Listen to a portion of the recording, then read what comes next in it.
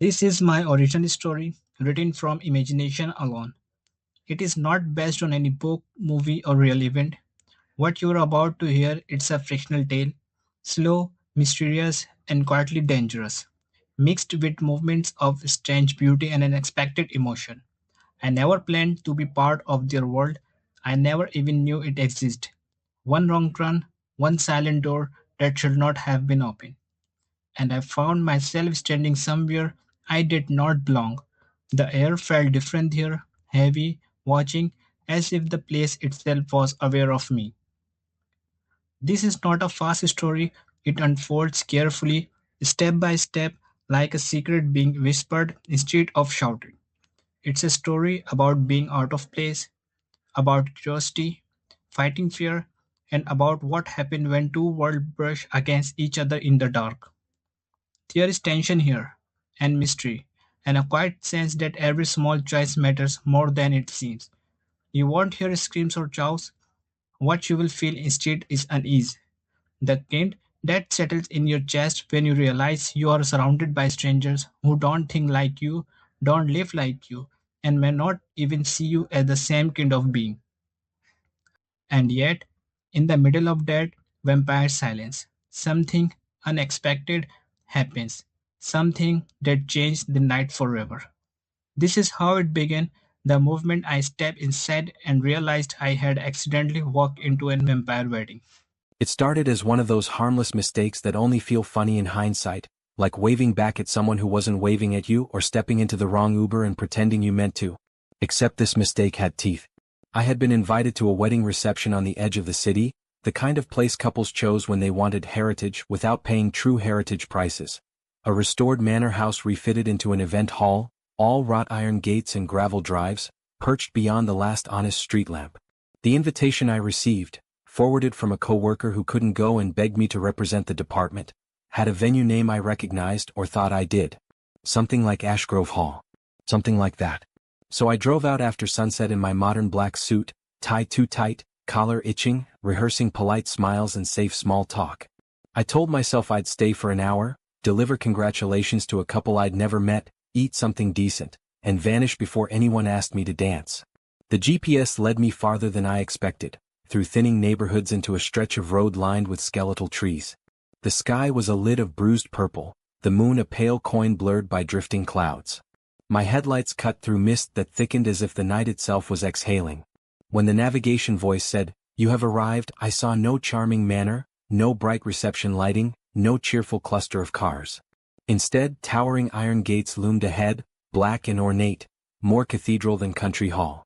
Beyond them, a long drive vanished into fog, and somewhere deeper back, a building rose in shadow, angular and severe, its roofline like a crown of stone thorns. My first thought was that the venue had gone all in on Gothic aesthetic. My second thought was that the venue name on the gate wasn't Ashgrove. It was something else entirely. The letters were engraved in a style that looked older than the road, older than the state, older than the idea of wedding venues as a business model. Valancourt. A cold pinch of doubt tightened behind my ribs. I checked my phone. No service. Naturally. I sat there in the car, hands on the wheel, listening to the engine tick down, hearing my own breath too loud in the sealed cabin. And then, as if the night had been waiting for my attention, the gates began to open. Not with a motor's whine. Not with a human's effort. They opened slowly, smoothly, as if pulled by invisible hands. I didn't tell myself to leave. I should have. But my brain searched for the rational explanation, the normal one, the one that wouldn't require admitting I was afraid. Maybe the staff saw me and triggered the entrance. Maybe the venue had motion sensors. Maybe this was just expensive theatrics. So I drove forward. The gravel drive crunched under my tires like bones underfoot. Fog curled around my car in pale ribbons and the trees leaned inward. They weren't the friendly kind of trees with full crowns. These were long-limbed things, thin and bare, their branches interlocking overhead like ribs. The building ahead grew clearer in phases. First the silhouette, then the harsh geometry of towers and spires, then stained glass windows that caught moonlight like bruised jewels. And then I saw the people. They were gathered at the entrance in a slow, elegant stream, moving with a kind of ritual precision. Men in black coats cut like old aristocracy.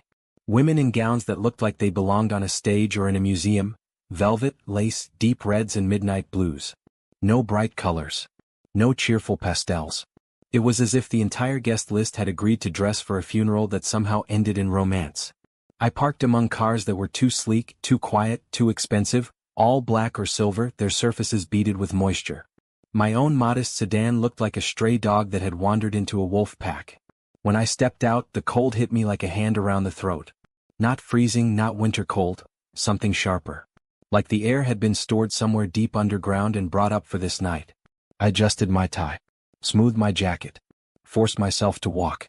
As I approached the entrance, the conversations around me were low and musical, in accents I couldn't place. Laughter sounded contained, like it belonged to people who didn't waste emotion. A tall man near the door turned his head to look at me. His eyes caught the moonlight. They were not the color of any human eye I'd ever seen, too reflective, too liquid, like polished garnet. He smiled and his teeth were perfect. A host, I told myself. An actor. Part of the theme. Invitation, he said softly. I patted my pockets. My phone. My wallet. The printed email I'd meant to bring, left on my kitchen counter. My name should be on the list, I said, hearing how weak it sounded in the night air. I'm here for the wedding. His smile deepened as if I'd delivered an excellent joke. The wedding, he repeated. Yes. He leaned closer, not invading my space but making me feel like the space belonged to him. His scent was faintly metallic like old coins. And whose wedding do you believe you attend? I swallowed. The correct answer should have been the couple's names. I didn't know them. My coworker had forwarded the invite with a subject line that just said, "Please go in my place." "I'm a guest," I said. I was invited. The man's gaze drifted over me like a blade testing fabric. Then, in the distance, music swelled, strings slow and aching, the kind of melody you didn't dance to at normal receptions. A hush rippled through the entryway, subtle but immediate. People turned their heads toward the interior, as if something important had begun. The host's expression shifted from amused to attentive. And then, without warning, he stepped aside. "Of course," he said. "Enter. Tonight, all invited souls are welcome." The phrase "invited souls" snagged in my mind, but my feet carried me forward anyway, pulled by the gravity of curiosity and the fear of making a scene. I crossed the threshold. The doors were massive, dark wood carved with twisting vines and unfamiliar symbols. Inside, the wedding hall opened like a cathedral turned decadent. The ceiling soared, ribbed with black beams. Crimson candles lined the aisles in high iron stands, their flames steady despite the draft. Moonlight filtered through stained glass windows in fractured colors, deep reds and purples bleeding across the stone floor like spilled wine. Fog, actual fog, coiled near the ground, thin enough to look intentional, thick enough to make me doubt my senses. And the guests. They stood in clusters, silent in a way that made silence feel like a language. When they moved, it was with deliberate grace, as if every gesture carried meaning. Their skin, I noticed, was pale in the candle glow. Not sickly pale, porcelain pale. Like they belonged to night, not day. I took a few steps into the hall, then stopped. Because at the far end, beneath an arch of black roses and silver thorns, stood the bride. She wore a gown that wasn't simply red, it was blood red, rich and luminous, absorbing the candlelight and returning it like a slow heartbeat. Gothic embroidery traced her bodice in intricate patterns, as if the fabric had been stitched with secrets. Her hair fell long and black, a river down her back. Her skin was so pale it almost glowed. And her eyes, crimson. Not the color of makeup or lighting tricks. The color of something alive in the dark. She was not smiling. She didn't need to. She held the entire hall the way gravity holds the earth. Beside her, a groom waited in black formal wear with silver accents, his posture regal, his expression calm. Together they looked less like a couple and more like monarchs in exile reclaiming a throne. A voice began to speak, low, resonant, words in a language I didn't recognize. The sound rolled through the hall like a vow spoken to the building itself. And that's when the bride turned her head. Slowly, precisely. Her gaze cut across the crowd, across the candles, across the drifting fog, and landed on me. I felt it like a physical touch, like a fingertip under my chin lifting my face. The hall seemed to sharpen into focus around that moment. The candle flames looked brighter, the shadows deeper, the stained glass colors more violent. The bride stared at me for a long heartbeat. Then something shifted in her expression, something almost like surprise. Not alarm. Recognition. And in that instant, I realized the worst part of my mistake wasn't that I'd wandered into the wrong wedding. It was that someone here had been waiting for me.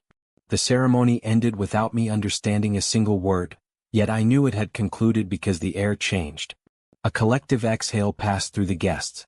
The music transitioned into something slower, heavier, the first notes of a dance that felt like it belonged to a different century.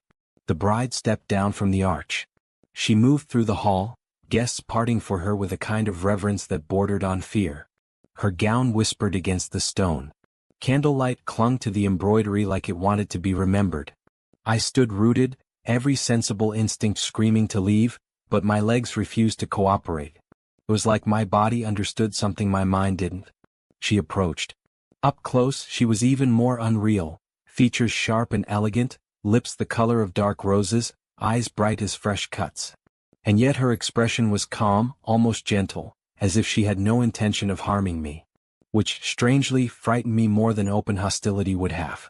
She stopped an arm's length away. The music swelled. The hall became a stage. She extended her hand toward me, palm up, fingers graceful, an invitation and a command in the same gesture. Her voice, when it came, was soft enough that only I could hear it. "You're late," she said. I blinked. "I'm sorry? I think I'm in the wrong place." Her gaze held mine with terrifying patience, as if she had all the time in the world. "No," she said, and her lips curved slightly, not a smile but the shape of one. "You are precisely where you were meant to be." My throat went dry. "I don't know you." "That is the tragedy," she replied. "And perhaps the mercy." Her fingers remained extended, steady as a promise. "Dance with me," she said. Behind her, the guests watched from the shadows, still, silent, their faces unreadable. I felt their attention like 100 cold eyes against my skin. Whatever this was, it wasn't a casual request.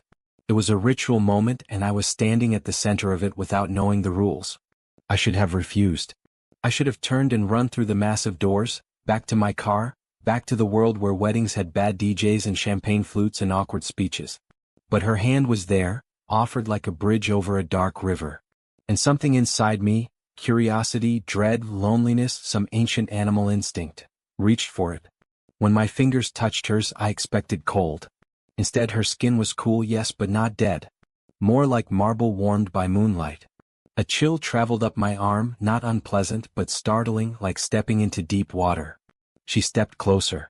The scent of her was night air and roses and something coppery beneath it. "Listen to me," she murmured as she guided me toward the dance floor. "Do not speak to anyone else unless I allow it." My heart hammered. Allow it? Her crimson eyes flicked toward my throat, and the glance was so quick, so subtle, that I almost convinced myself I imagined it. "You are surrounded by hunger dressed in silk," she said softly. "And you are wearing your pulse like a lantern." I swallowed hard. Her hand tightened around mine. "And if you wish to leave here alive," she continued, "you will let me lead."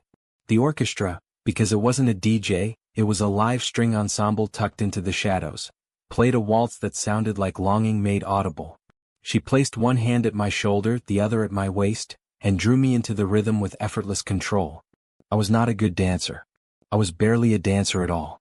But with her guiding me, my feet obeyed. The world narrowed to the circle of her arms, the sweep of her gown, the glint of candlelight in her eyes. As we moved, the guests rotated around us like planets around a sun. Their faces blurred at the edges of my vision, but I felt them watching, measuring. "She shouldn't," someone whispered from the darkness. "She can," another voice replied, amused. "She must not." A soft laugh, feminine, cruel. The bride, no, the vampire woman, tilted her head slightly as if she heard every word. "Do not fear them," she said to me, though her tone implied the opposite. "Fear your own kindness. It will betray you tonight." I tried to speak, but the words tangled. "What is this?" I finally managed. She looked at me with an expression that was, for a fleeting second, nakedly sad. "A wedding," she said. "And a funeral, depending on how the story ends." My blood turned to ice. We spun beneath stained glass moonlight. The fog curled around our feet. Her gown moved like liquid red shadow. And then she leaned close enough that her lips almost brushed my ear. "My name is Seraphine Valancourt," she whispered. "And you, human, are the reason this hall is still standing." I stared at her, breath caught. "I don't understand." No, she agreed softly. Not yet. She drew back, her gaze locking onto mine with hypnotic intensity. But you will. And as the waltz carried us deeper into the night, I realized the most terrifying truth of all. I wasn't just an accidental guest. I was part of the ceremony. And the dance had only just begun. Seraphine's hand stayed on mine as if it had always belonged there, and with every slow turn of the waltz, the hall seemed to rearrange itself around us. Candles shifting in perspective, stained glass saints and devils sliding past overhead, the silent guests forming a living perimeter that tightened whenever I drifted too close to the edge. I tried to count my breaths to calm down. It didn't help. My pulse felt indecently loud, like an argument in a library. Seraphine moved with a control that wasn't just skill, it was certainty. She didn't look at her feet, didn't hesitate on turns. She guided me the way a tide guides a drowning man, not unkindly but without asking permission. Up close, I noticed details that made my stomach clench. The faint shimmer of something like powdered ruby at the corner of her eyes. The embroidery on her gown, thorned vines, roses in different stages of bloom, and shapes that could have been letters if my brain would stop shaking long enough to interpret them. Her hair smelled faintly of rain on stone. "You're trembling," she observed, voice soft, almost amused. "I'm surrounded by people who look like they came from a costume department," I whispered back. "And you're telling me I'm wearing my pulse like a lantern." Her gaze flicked up, catching mine. "I told you the truth. You should thank me. I don't even know what you are." "Careful," she murmured, and the single word carried weight like a warning bell. We continued to move. The orchestra strings lifted and fell like a slow tide, and for a moment I could almost pretend this was normal. A strange themed wedding, an immersive experience, a wealthy family's eccentric taste. Then I saw the mirrors.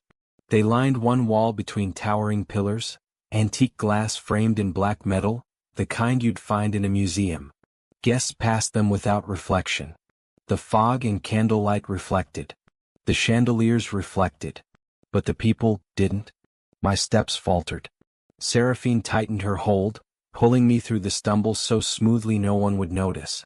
"Do not look," she whispered. "Not like that." My mouth went dry. "So it's true. What you fear is rarely the full truth," she replied. "But yes, they are not like you." Her words landed with a strange gentleness, as if she weren't confirming a nightmare but explaining a rule of weather. I forced my eyes away from the mirrors, but the absence of those reflections followed me like a shadow inside my skull. Around us, the guests watched, men and women with perfect posture and ancient-looking jewelry, their expressions controlled to the point of cruelty. Their eyes tracked me with predatory patience. The hall smelled faintly of incense and roses, and underneath it, something metallic like a memory of blood. Seraphine steered us toward the center of the dance floor where moonlight pooled and fractured crimson from the stained glass. Her gown seemed to drink the color. She moved closer, close enough that I felt the coolness radiating off her skin. "You must not leave yet," she said. My throat tightened. "You can't just say that. I can walk out." "You could try," she replied. Her tone stayed calm, but something sharpened beneath it. "And if you reached the gates you would find them closed. If you reached the road you would find yourself turned around." "That's not possible." "It is tonight." I stared at her, anger cutting through the fear in a desperate flare. "What? Why me?" For the first time her expression faltered. The calm mask cracked just enough to reveal something raw underneath, fatigue maybe, or grief. A sadness so old it looked like it had settled into her bones. "Because you came," she said simply. "And because my family's laws are ancient, and they do not care about your innocence." The word family made me glance toward the arch where she had stood as bride. The groom was still there, no longer the center of attention but still watched, like a statue with a heartbeat. His gaze followed Seraphine. When his eyes found mine I felt it like pressure behind the ribs. "Who is he?" I asked. Seraphine didn't look at him. "His name is Lucien." "The groom." "The intended," she corrected. I blinked. "So you're not marrying him?" Her lips curved faintly, bitterly. "Not in the way you understand marriage." The orchestra shifted into a darker progression, the waltz turning heavier, as if the melody itself had learned to mourn. Seraphine's voice dropped even lower. This wedding is a treaty. A treaty between who? Between my house and what remains of the old bloodlines, she said. Between hunger and restraint. Between those who still pretend we can coexist with your world, and those who believe we should burn it. My mind struggled to hold the words. And what does any of that have to do with me? Seraphine's gaze finally lifted, and in her crimson eyes I saw something like resolve. You are a witness, she said. And you are a key. Before I could ask what that meant, a ripple went through the crowd. A subtle shift, like animals sensing weather. Conversation stopped. Heads turned. Someone was approaching. A woman in a gown of deep violet stepped into the candlelight at the edge of the dance floor. Her beauty was sharp and theatrical, like a dagger set with gemstones. Her hair was pinned up with silver combs shaped like lilies. Her eyes were dark but not human dark, more like a void trying to imitate warmth. She smiled at Seraphine, and the smile felt like a blade laid gently on skin. Cousin, she said. Seraphine's posture didn't change, but the air around her seemed to tighten. Isolde. Isolde's gaze shifted to me. I felt the weight of it immediately, clinical, hungry, amused. And this, Isolde continued, must be the surprise. I tried to speak. Nothing came out. My body understood predator better than my mind did. Isolde walked closer, her steps silent, the hem of her gown gliding through fog. She circled us as if inspecting merchandise. A human, she mused. How bold. How sentimental. Seraphine's hand tightened around mine again. He is under my protection. Isolde laughed softly. Protection? During a treaty wedding? How romantic of you. She leaned toward me, close enough that I smelled perfume over the copper scent, something floral and poisonous. What is your name? She asked. I opened my mouth but Seraphine spoke first. You don't need his name, Seraphine said. Leave. Isolde's smile widened. Oh, Seraphine. You can't still believe you can keep secrets inside this house. The walls themselves whisper. She lifted one gloved finger and traced the air near my throat, not quite touching, as if drawing attention to the pulse there. So alive, she whispered. It's almost obscene. My stomach turned. Seraphine's voice stayed calm, but it carried steel. Touch him and I will tear your tongue out. The crowd didn't react, but I sensed their interest intensify, like this was the entertainment they'd been waiting for.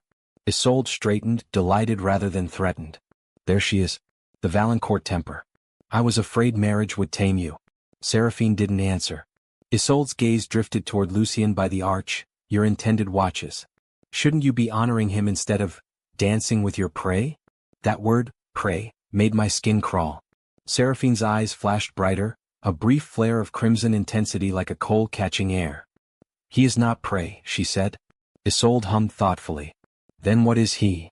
Seraphine's fingers tightened on mine, and for a second I thought she wouldn't answer. Then she said it anyway, like a confession forced into the open. He is proof, she said. Isolde blinked, surprised, and that surprise made her look almost human for a fraction of a second. Proof? Isolde repeated. Of what? Seraphine's gaze locked on mine, and I felt something in that look. An apology, maybe? A warning. A promise that whatever came next would not be gentle. Of a debt, she said. And of a curse. The music continued, but now it sounded distant, muffled, like it was playing at the bottom of a lake. Isolde took a step back, her smile returning, slow and vicious. How fascinating. She tilted her head. Tell me, human, do you know why the Valancourt Hall is still standing? Do you know why our family still breathes when so many others have turned to dust? I shook my head, barely able to move. Isolde's eyes glittered. Because someone once made a bargain. A human bargain. A human mistake. Her gaze sharpened. And I think you might be the echo of it. Seraphine's jaw tightened. Enough. Isolde lifted both hands in mock surrender. As you wish, bride who isn't. Enjoy your dance. She turned, her violet skirts sweeping through candlelight, and drifted back into the shadows, leaving behind a cold wake of attention. When she was gone, I realized I had been holding my breath.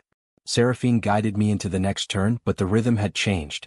Her movements were still graceful, but there was urgency now, like she was trying to carry us somewhere before the room could decide what to do with me. Who was she? I asked, voice cracking. A predator, Seraphine replied. One who wears etiquette like perfume. And Lucien, he's okay with this? With you, dancing with me? Seraphine glanced toward him at last. Lucien still watched, expression unreadable. But his eyes were fixed on us with a stillness that felt like a blade suspended above a neck. He is not okay, Seraphine said softly. He is bound.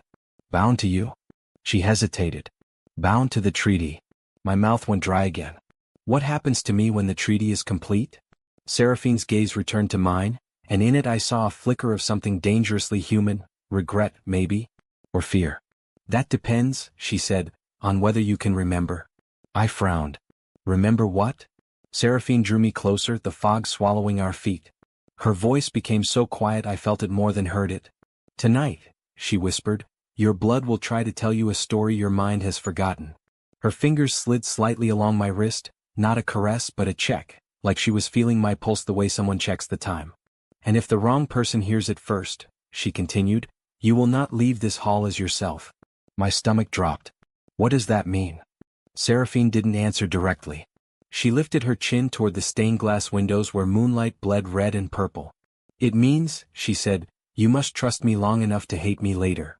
The orchestra reached a crescendo, and the guests began to drift closer, as if the dance floor was shrinking. Shadows leaned in. Whispers thickened. I felt surrounded, not by bodies but by appetite. Seraphine's eyes narrowed. She changed direction abruptly, guiding us off the dance floor and toward a side corridor half hidden behind hanging velvet drapes. As we moved, her voice tightened with urgency. Do not look back, she said. Of course I looked back. And I saw Lucien step down from the arch for the first time. He moved with the same impossible grace as Seraphine, his black coat catching candlelight like polished obsidian. His gaze was fixed not on Seraphine, but on me. Not with jealousy. With recognition. My heart slammed against my ribs. Seraphine pulled me through the drapes and into darkness. The sound of the hall dulled behind us, swallowed by thick velvet and stone. The corridor was narrow, lit only by intermittent wall sconces with crimson flames. The air smelled colder here, older, like sealed rooms and forgotten prayers. Seraphine released my hand, but only to grip my sleeve and pull me forward faster. What is happening? I demanded, voice harsh in the confined space. She didn't slow down. You have been seen. I was already seen. No, she said sharply, and the edge in her voice startled me. Not like this. Not by him. Lucien? Seraphine's jaw tightened. Lucien is not the most dangerous thing in this house. We reached a heavy door at the end of the corridor, black wood iron handle shaped like a serpent biting its own tail. Seraphine pressed her palm to it, and for a moment nothing happened.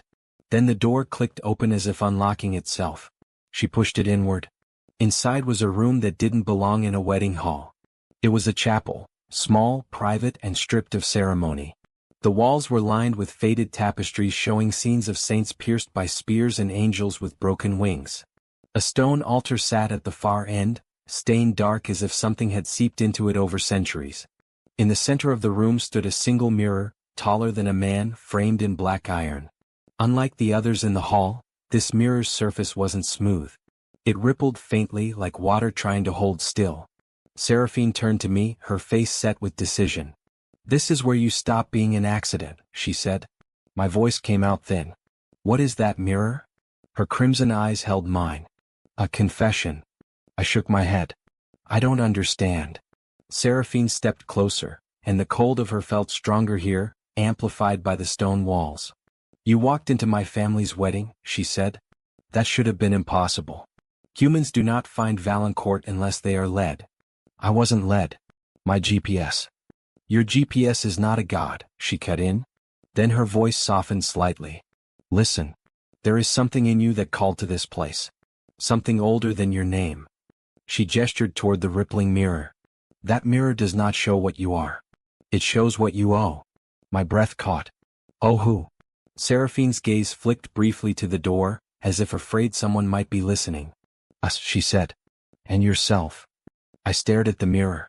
Its surface shimmered, and for a moment I thought I saw a shape moving inside it, like a shadow swimming beneath ice. Seraphine's voice dropped again. Look, she said. I hesitated, every instinct screaming not to. But I was already here, already in too deep. I stepped toward it. The air near the mirror felt different, charged like standing too close to a storm. I looked into the glass.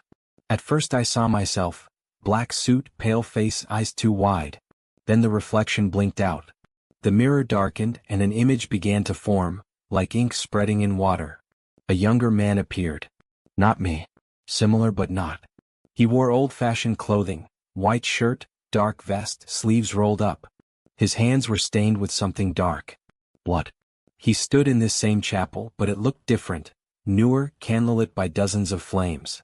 Around him, shadows moved, figures with pale faces and red eyes watching. The young man's mouth moved, and though I couldn't hear his words, I felt them in my bones. A vow. A bargain. Behind him, Seraphine appeared in the mirror, but not in her red gown. She wore a simpler dress, ivory, her hair braided. Her expression was not calm then. It was terrified. The young man reached out and took her hand, and when their skin met, the mirror flashed crimson. Pain stabbed behind my eyes.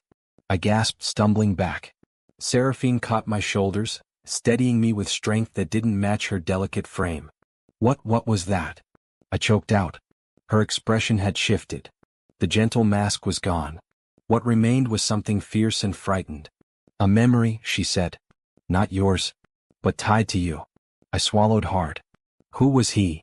Seraphine stared at me like she was trying to decide how much truth I could survive. His name, she said slowly, was Elias Harrow. The name hit me strangely, like hearing a word I'd forgotten I knew. And he, Seraphine continued, is the reason I am still here. The chapel seemed to tilt. I forced the words out. So I'm related to him.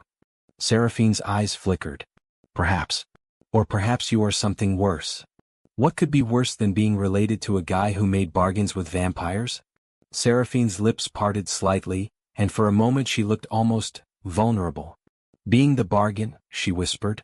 The candle flames in the sconces flared as if reacting to her words, and the mirror's surface rippled harder, like something inside had stirred awake.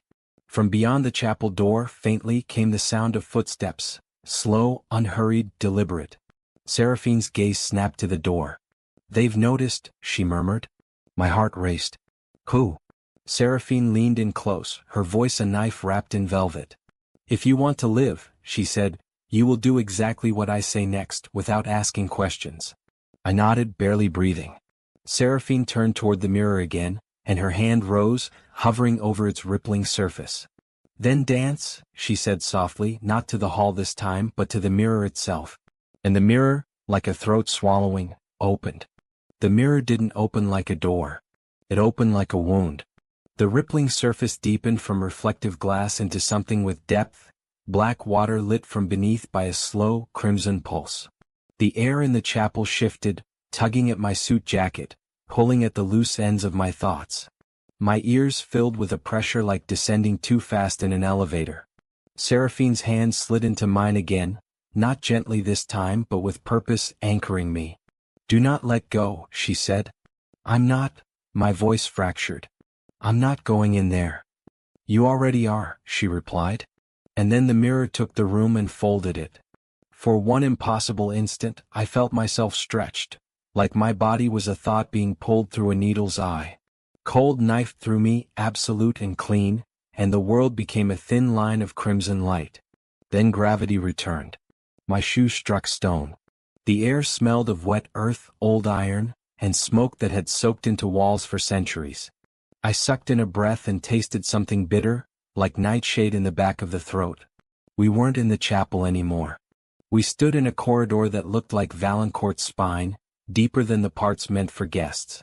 The stone here was darker, almost slick, as if it had absorbed generations of candle soot and whispered secrets. The ceiling pressed low. The sconces weren't candles now but small red flames that burned without wax, as if fed by something invisible. Seraphine released my hand only to cup my face, brief, firm, a startlingly intimate gesture that made me freeze. Look at me, she commanded.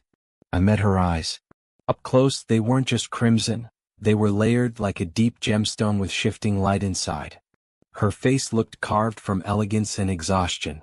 You can panic later, she said. Right now you breathe. You follow. You survive. I nodded, barely trusting my voice. She stepped back, her gown whispering, and listened, head slightly tilted. Footsteps. Closer now. Beyond the mirror we'd come through, somewhere behind that corridor's turn, someone was moving with the steady confidence of a hunter who already knew the path.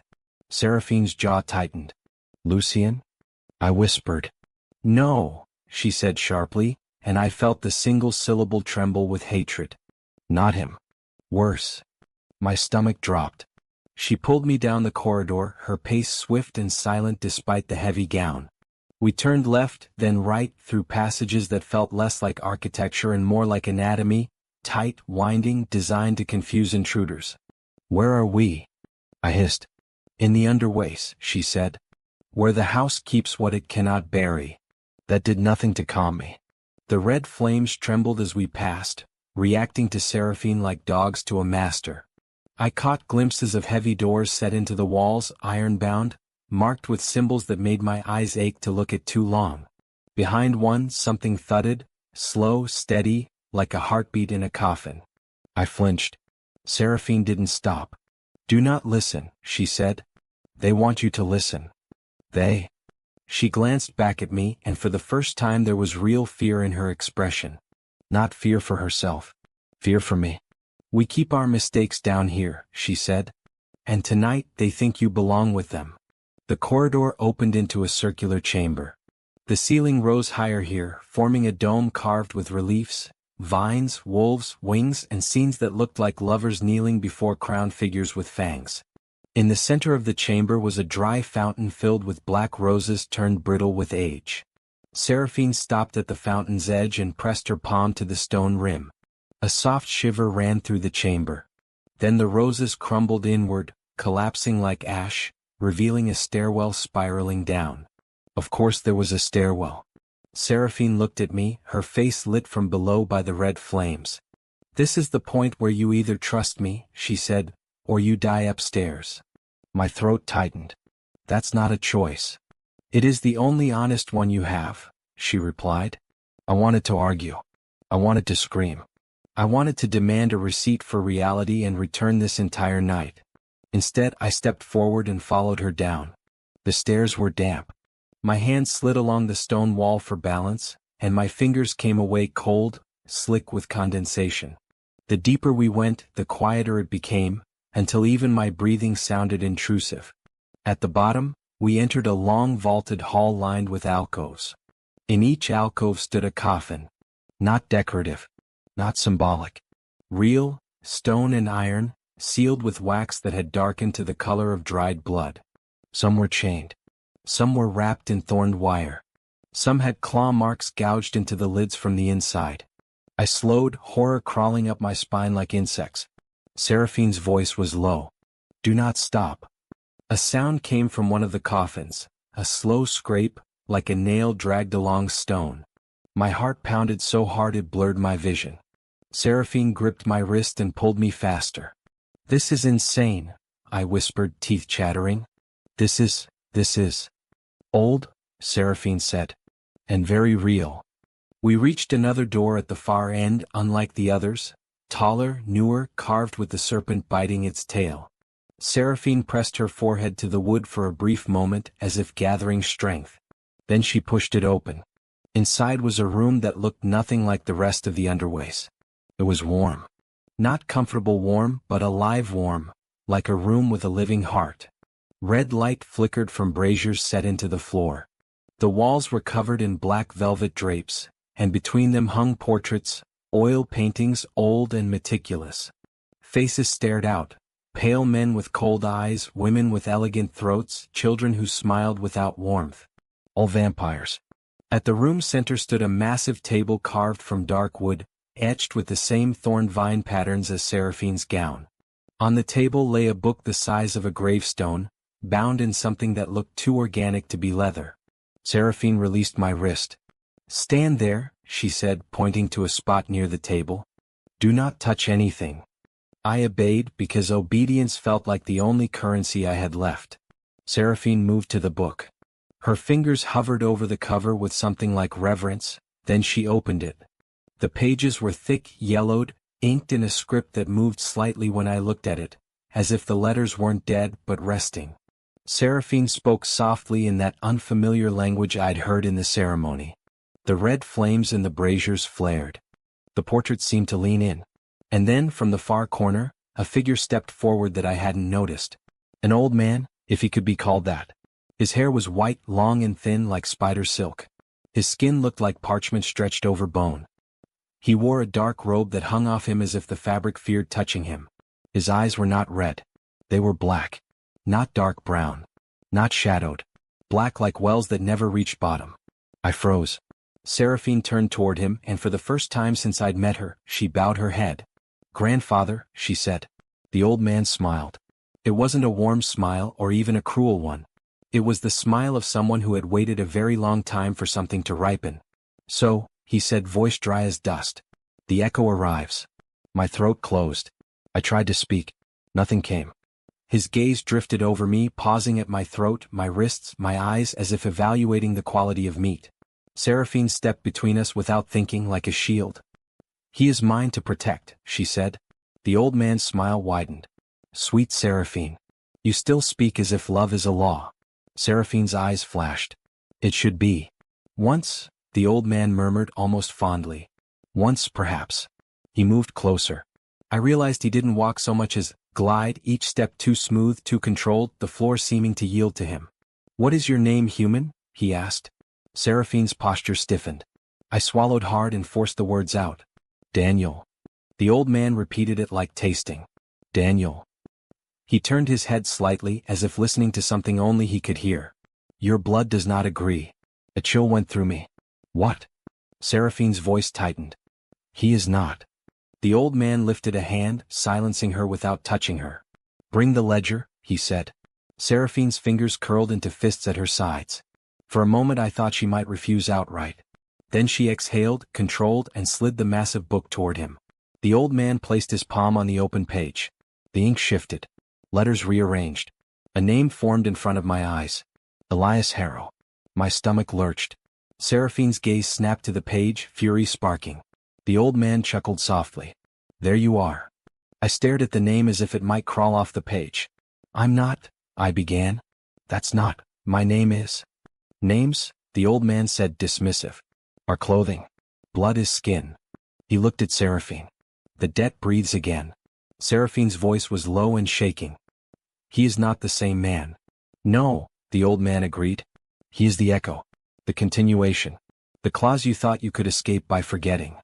My mind tried to snag on the word clause, like this was a contract dispute in a courtroom rather than a nightmare in an underground vampire sanctum. "What debt?" I demanded, voice louder than I intended. Cracked on the last word. "What did he do?"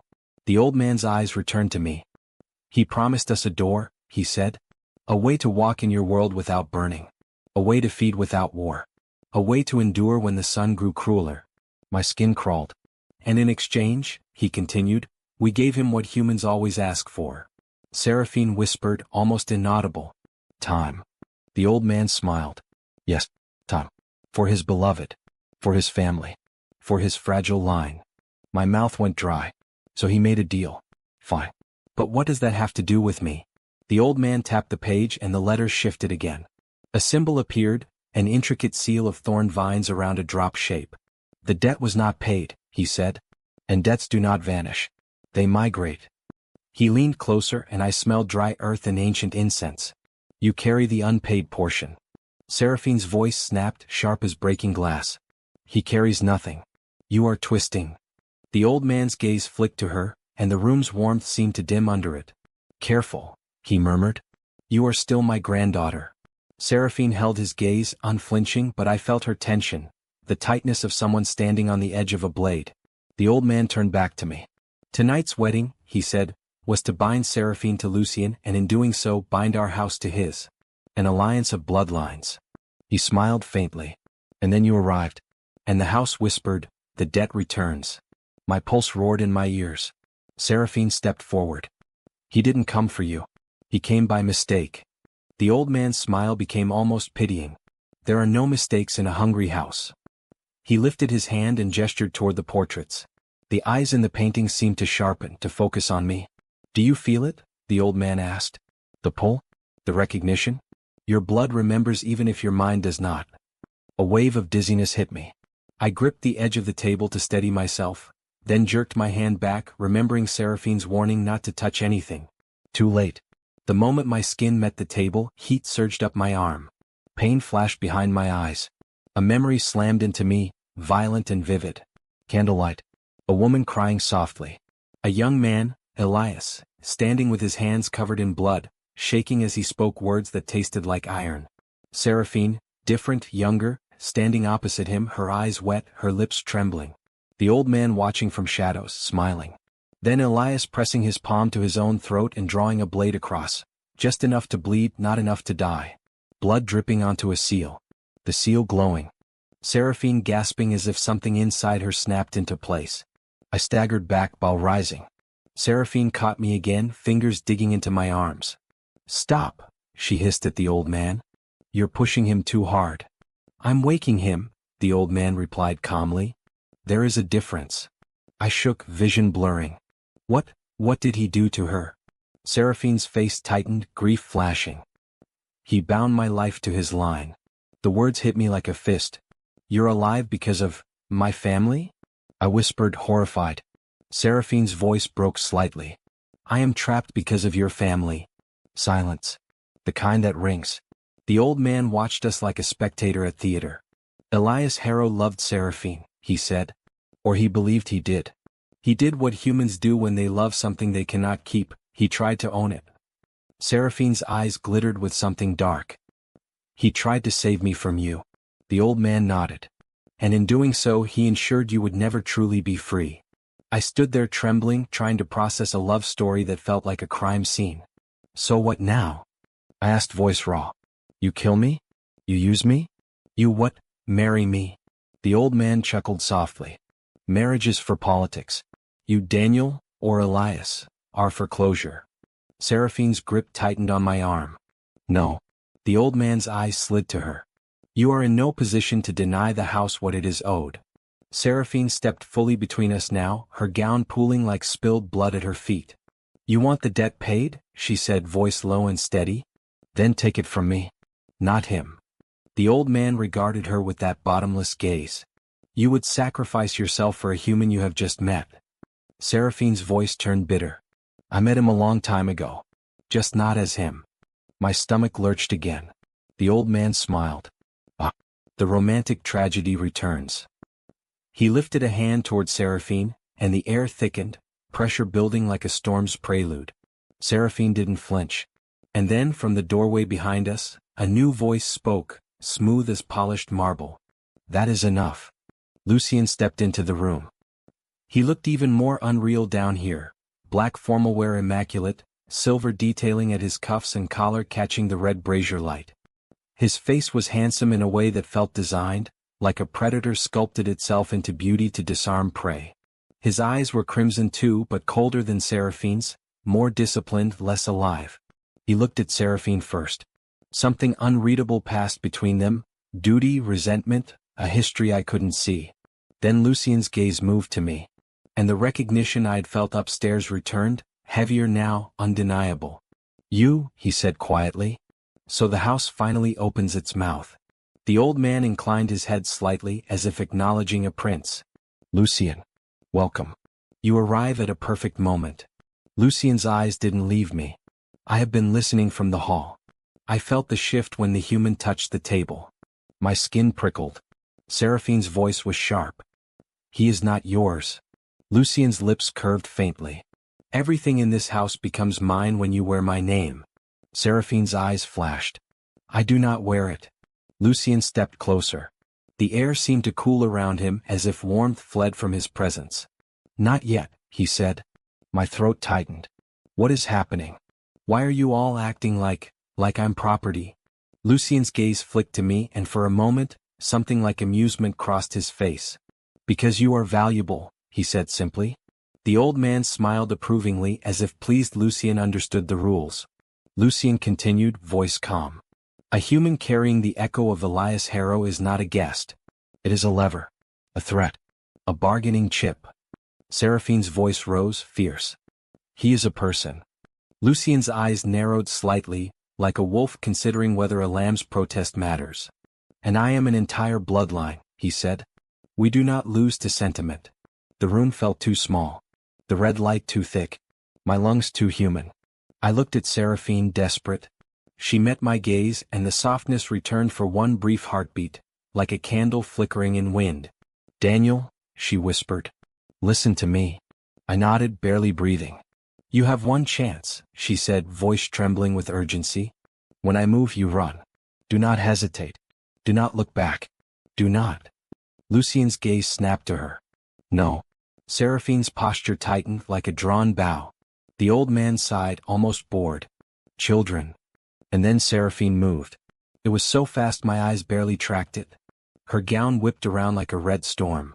She seized the heavy ledger book and slammed it shut, hard enough that the braziers flared and the portrait seemed to shudder. The old man hissed, an ugly, involuntary sound. Lucien lunged. Seraphine grabbed my hand and pulled. "Run." We bolted for the door. Lucien's movement was a blur behind us. I heard the rush of air, the crack of something striking wood. The door frame splintered as he hit it, but Seraphine dragged me through and slammed it shut.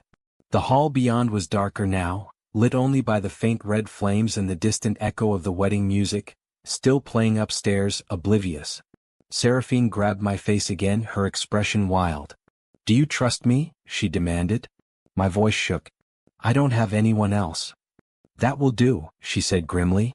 She pressed her palm to the stone wall, whispering words that made my skin crawl, and a section of the wall slid open, revealing a narrow passage barely wide enough for a person. "Go," she said, pushing me toward it. "Go now." I stumbled into the passage. It was pitch dark inside, swallowing light. The air was icy. Seraphine followed, and the wall sealed behind us with a soft, final click. We stood in darkness so complete it felt like being buried alive. Somewhere behind us, through stone, a sound came, Lucien's voice, muffled but furious. "He cannot leave," he said. Seraphine's reply was a whisper close to my ear, so intimate it made my skin prickle. "Then we'll have to rewrite the debt," she murmured. And in the dark, her fingers found my wrist again, steady, cold, certain. "Daniel," she whispered. "Your blood is waking up." I swallowed hard. "What does that mean?" Seraphine's voice trembled, not with fear but with something like dread. "It means," she said, "they're not the only ones hunting you." A low sound drifted through the passage ahead, soft, wet, hungry. Not footsteps. Breathing. Something in the dark inhaled as if smelling me. Seraphine's grip tightened until it hurt. "Do not scream," she whispered. "If it knows you're afraid, it will come faster." My throat closed. And in the total darkness beneath Valancourt, the wedding music upstairs continued to play, a love song for monsters, while something old and starving began to move toward us. The passage was too narrow to run properly. We half stumbled, half slid forward, shoulders brushing stone on both sides. Seraphine's gown snagged and whispered behind her like something alive trying to hold her back. I could barely see my own hands in front of my face, but I felt the corridor breathing, cold air flowing in pulses as if the manor itself had lungs down here. Ahead of us that sound came again. A slow inhale. Wet, patient, intimate. It didn't sound like a person hiding in darkness. It sounded like something that had never belonged in light. Seraphine halted so abruptly I nearly collided with her. Her fingers clamped around my wrist hard enough to numb my hand. "Stop," she mouthed, though I couldn't see her lips. I heard the word in the shape of her breath. I froze. The darkness thickened. Somewhere close enough for my skin to know, it exhaled. A faint, sweet rot drifted toward us, layered over something animal and old. Seraphine leaned in, her cold cheek almost brushing mine, and whispered directly into the space beside my ear. "Hold your breath." I did, lungs burning almost immediately. The creature, whatever it was, shifted in the dark. A soft scrape like nails over stone. Then another inhale, deeper this time. It was smelling for me. My throat tightened with panic. My body wanted to cough, to gag, to suck in air, to run, every human instinct screaming to move. Seraphine's grip tightened again, a silent threat. "Don't." Seconds stretched, thin and unbearable. And then, a sound behind us. Not the creature. Footsteps. Fast. Controlled. Lucien. Even through stone, I felt him the way prey feels a predator's shadow. Pressure in the air, a sudden drop in warmth. Seraphine's head turned sharply toward the sealed wall behind us, as if she could see through it. "They're closing," she whispered. "He's bringing the house down on us." My lungs throbbed. Spots danced behind my eyes. I couldn't hold my breath much longer. Seraphine reached into the darkness and touched the wall with her free hand. Her palm pressed flat, fingers spread. She spoke not loudly, never loudly, but with the precise articulation of someone reciting a law. The stone vibrated. The passage widened slightly, the wall shifting in a slow groan. A seam opened where none existed a moment before. Seraphine pulled me through. We slipped into a chamber that felt like a throat, round, damp, lined with stone carved into repeating rib-like arches. The air here was warmer, heavy with the smell of old water and something coppery underneath. My lungs finally seized their chance and I dragged in a breath, too loud, too greedy. Seraphine winced. "Quiet," she hissed. But it was already done. Somewhere in the passage behind us, the hungry breathing stopped. Silence. Not relief silence. Attention silence. Then the darkness moved. A shape unfolded at the mouth of the passage like a spider easing out of a crack. I couldn't fully see it, but my eyes caught glints, pale slick skin reflecting faint red firelight, limbs too long, joints angled wrong. It crawled with a careful, almost graceful patience, as if it had once known how to dance. And then its face tilted toward me. It had no eyes. Or perhaps it had too many, hidden beneath translucent skin. The sensation of being looked at slammed into me anyway. My legs locked. Seraphine stepped between us and it without hesitation, the red of her gown turning her into a flare in the darkness. She lifted her chin, and her voice became colder than the stone. "Back," she said. The creature paused.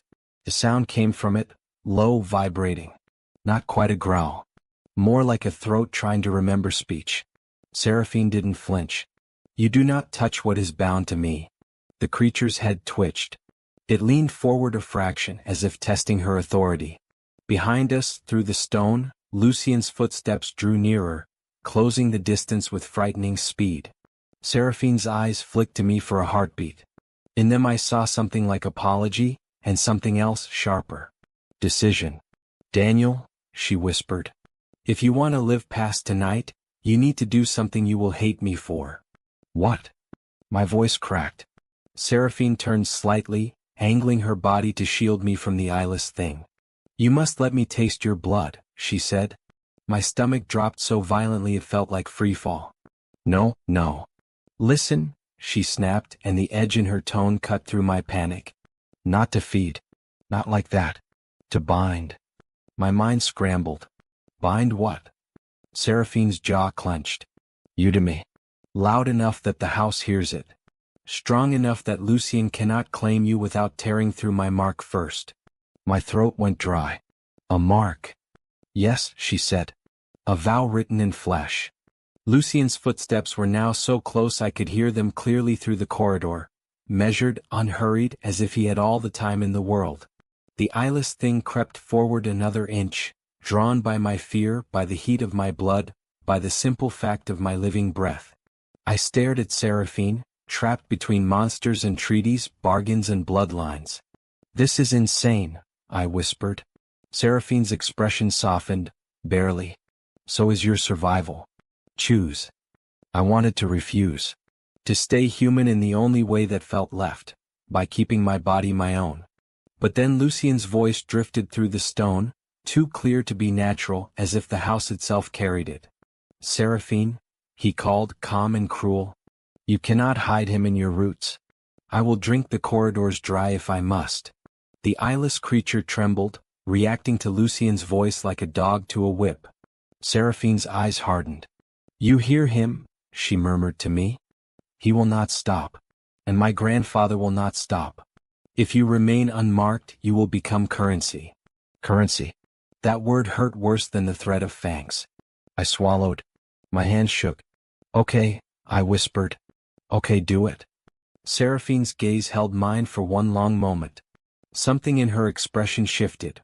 Relief, grief, hunger restrained by discipline. "Thank you," she said, and it sounded like a confession. She took my hand and guided it up, not to her mouth but to the side of her neck. Feel, she instructed. My fingers touched her skin. Cool, smooth, almost too perfect. I felt no pulse. Seraphine's eyes stayed on mine. I will not take more than I need. I nodded, throat too tight for words. She lifted my wrist to her lips. For a moment nothing happened. Her mouth hovered over my skin, and I felt the cold of her breath. Then her fangs emerged, quietly, elegantly, like knives drawn from velvet. My entire body tensed. Seraphine paused. A question in her eyes, "Are you sure?" I nodded once, a jerky, terrified movement. And she bit.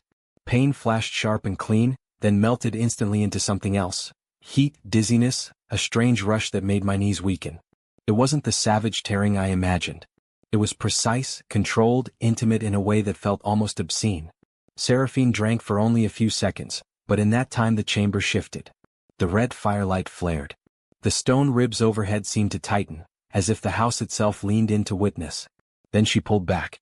A single drop of my blood clung to her lower lip.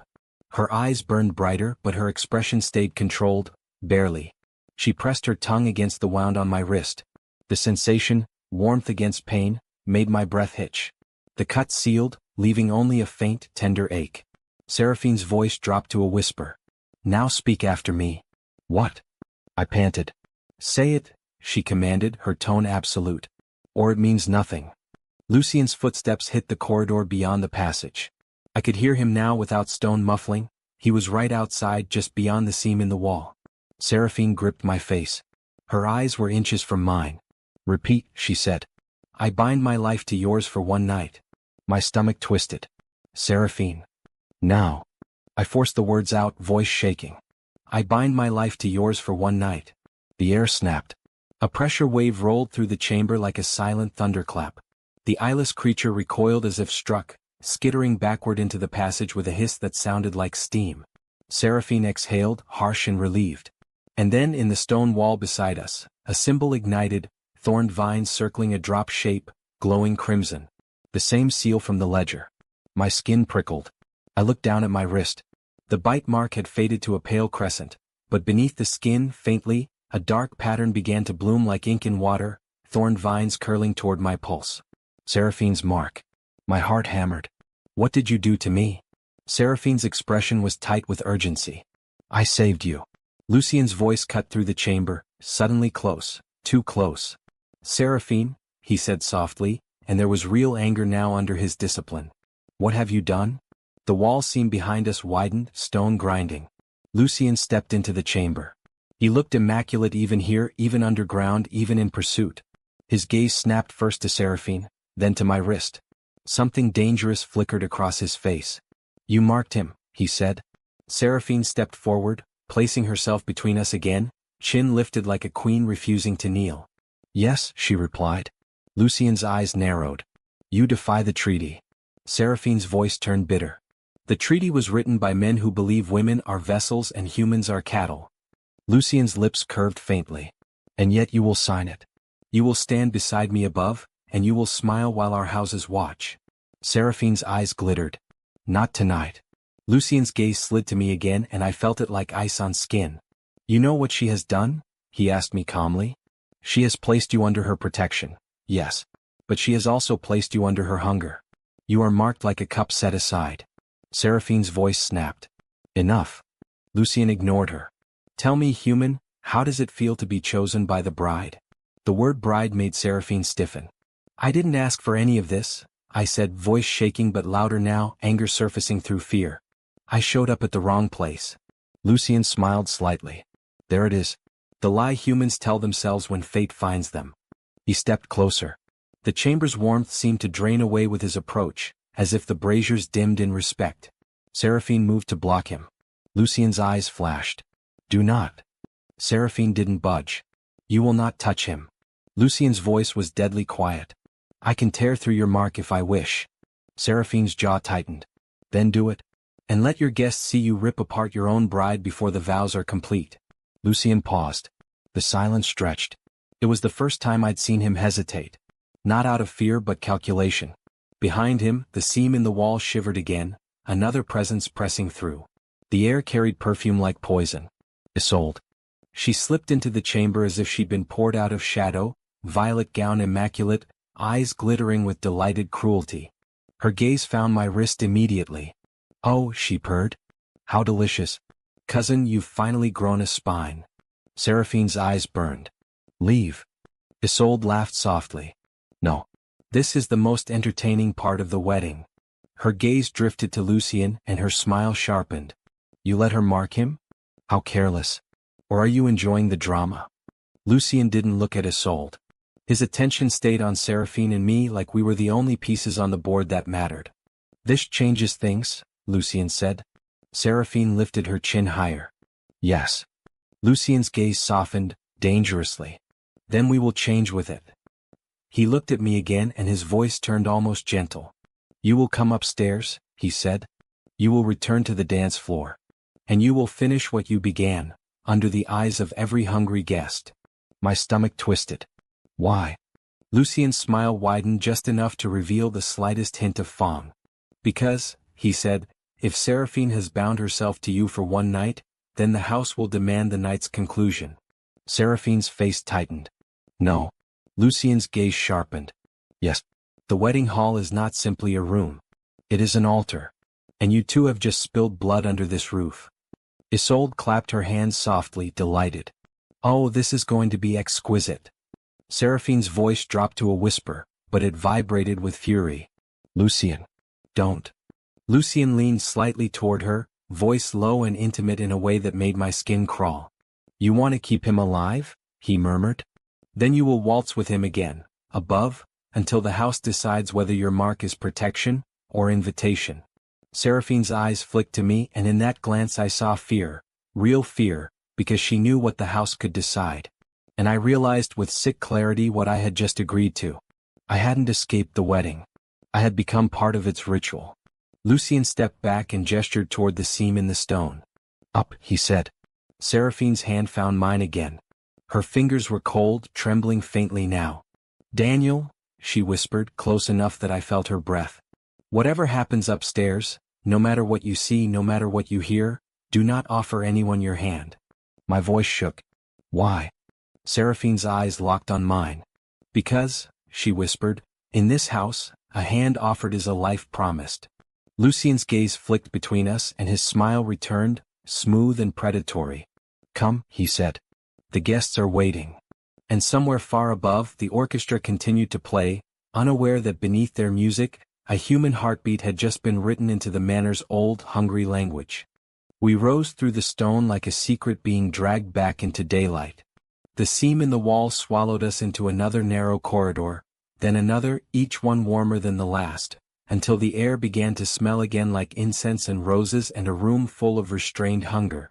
My wrist throbbed beneath Seraphine's mark, not exactly painful, more like a second pulse had been stitched into my skin, and vampire heartbeat that kept time with my own. Lucien walked behind us with unhurried confidence, as if the underwaist were simply another hallway in his home. Isolde drifted beside him, violet silk whispering, her eyes bright with the joy of watching something fragile get tested. Seraphine held my hand as though she feared the house might snatch me away the moment she loosened her grip.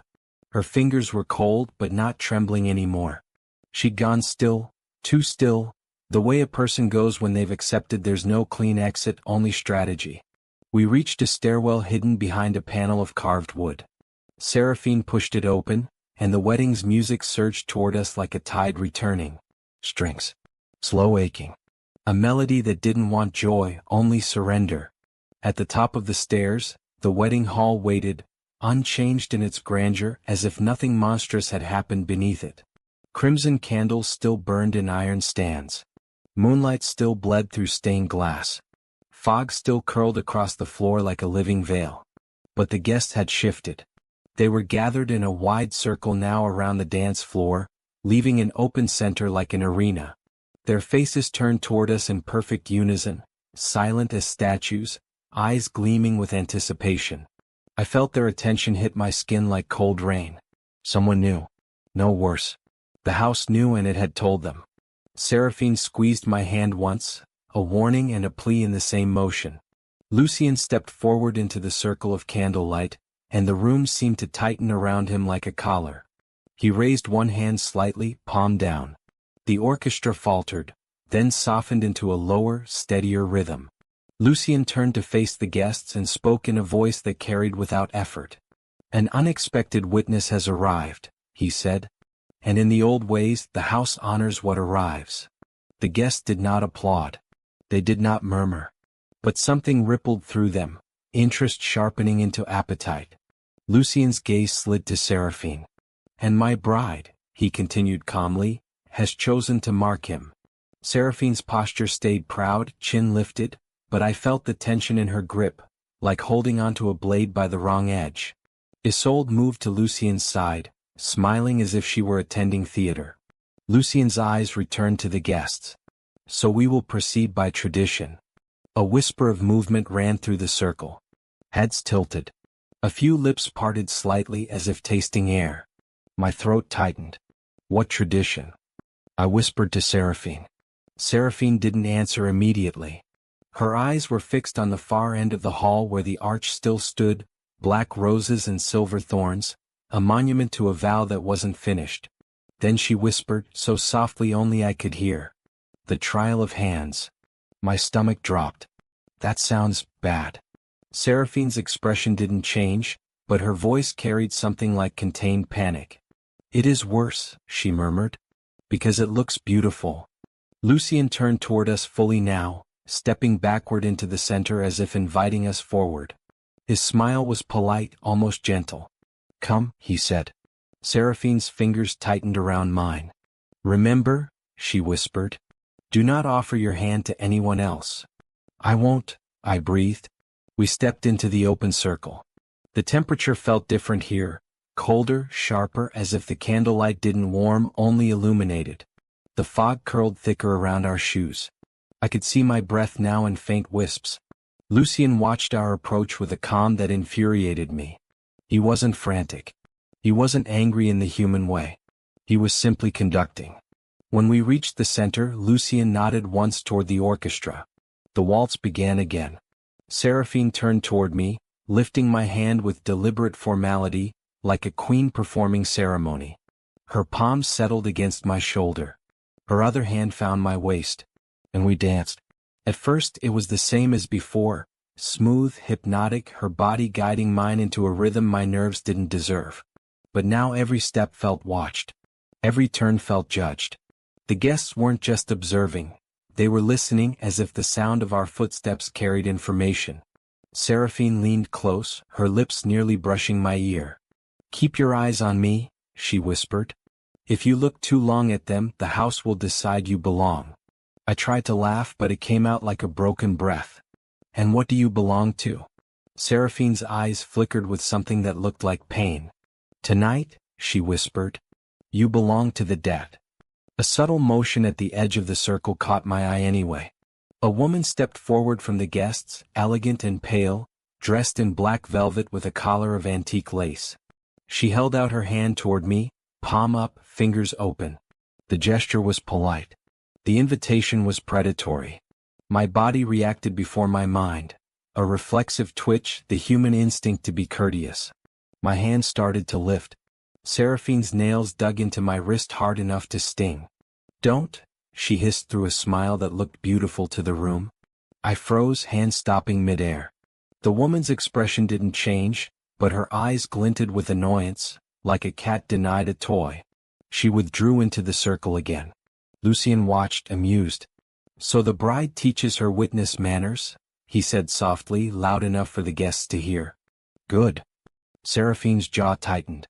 The dance continued, and one by one the guests stepped forward. Always graceful. Always silent. A man with silver hair and a ring shaped like a batwing offered his hand. A young woman with lips stained dark as wine offered hers. A pair of twins, identical and smiling, offered their hands together like a cruel joke. Each time, my instincts tried to respond, politeness, confusion, panic, and each time Seraphine corrected me with pressure, with a smile, with that whispered warning repeating like prayer. "No, no, no." My wrist burned under the mark, as if the bond itself protested my temptation to be human. I realized what the trial of hands was, A test of my boundaries, yes, but more than that, a performance for the house. A demonstration of who held claim over me and how strong that claim was. And I could feel the guests tasting the weakness in that claim the way wolves test fencing. Then the circle shifted. Lucien raised his hand again. The guests stepped back in unison, clearing space. Lucien walked forward, stopping so close I could see the fine texture of his skin, too flawless, too composed. His gaze landed on my marked wrist. "May I?" he asked. The question was polite. But the room went so still it felt like the entire hall was holding its breath. Seraphine's grip tightened. "No." Lucien's smile remained. "Not you. Him." His gaze lifted to mine. "Human," he said softly, "I offer you my hand." My stomach twisted. Every part of me wanted to refuse. But refusing a groom in his own hall felt like insulting a king in a throne room. I glanced at Seraphine. Her expression had gone utterly still, but her eyes were bright with urgency. "Don't." Lucien extended his hand toward me, palm up. The orchestra's music softened, thinning into a single sustained note, like a held breath. Lucien's voice dropped lower, intimate and terrible. "If you refuse," he whispered, "the house will decide you are unruly. If you accept, the house will decide you are willing." My throat tightened. What do you want?" Lucien's eyes flickered. "To see what you are." Seraphine's voice cut in sharp.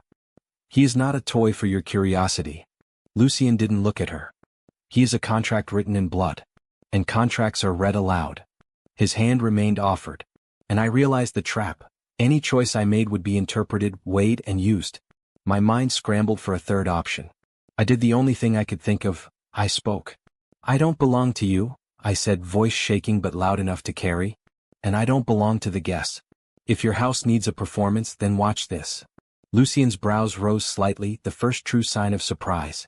I turned, still dancing, still within Seraphine's hold, and lifted Seraphine's hand higher, placing her palm flat against my chest, right over my heart. The gesture wasn't a hand offered outward. It was a hand placed inward. A boundary. A choice. The mark on my wrist flared hot, like a seal pressed into wax. A sound moved through the hall, soft, involuntary, like the guests reacting to a scent they hadn't expected. Seraphine's eyes widened slightly. She understood immediately what I'd done. I hadn't offered my hand to anyone else. I had given Seraphine the point of contact the house cared about most, the heartbeat. Lucien's smile faded by a fraction. The orchestra's single note snapped back into full music, louder now, urgent and dark. The stained-glass moonlight seemed to deepen to a richer crimson, as if the hall itself leaned closer to witness the new shape of the ritual. Isolde laughed softly from the edge. "Oh, that's clever." Seraphine stared at me as if she didn't know whether to be furious or grateful. "You're insane," she whispered. "I'm learning from the best," I whispered back. For the first time since I'd met her, Seraphine smiled, not a vampire's elegant curve, but something human and startled, like joy flashing through fear. Then Lucien spoke again, voice calm but edged. "So the witness chooses the bride," he said. Seraphine's smile vanished. Lucien's gaze slid to her. "Do you understand what that means?" Seraphine's voice turned cold. "It means you're losing control." Lucien's eyes narrowed. "It means the house may demand consummation of the mark." My blood froze. Seraphine's hand on my chest tightened, fingers curling into the fabric of my suit as if she could physically hold my heart in place. "No," she said, voice trembling with contained fury. "It will not." Lucien tilted his head. "Then you should pray the house agrees." At that, a low hum rose through the guests.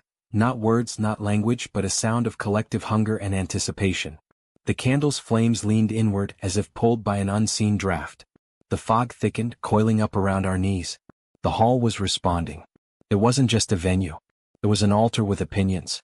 Seraphine's eyes flicked toward the stained glass windows, then toward the arch. Her face changed, decision hardening. She leaned close, lips almost touching my ear. "We end this," she whispered. "Now." "How?" I breathed. Seraphine's voice was steel wrapped in velvet. "By finishing the wedding wrong."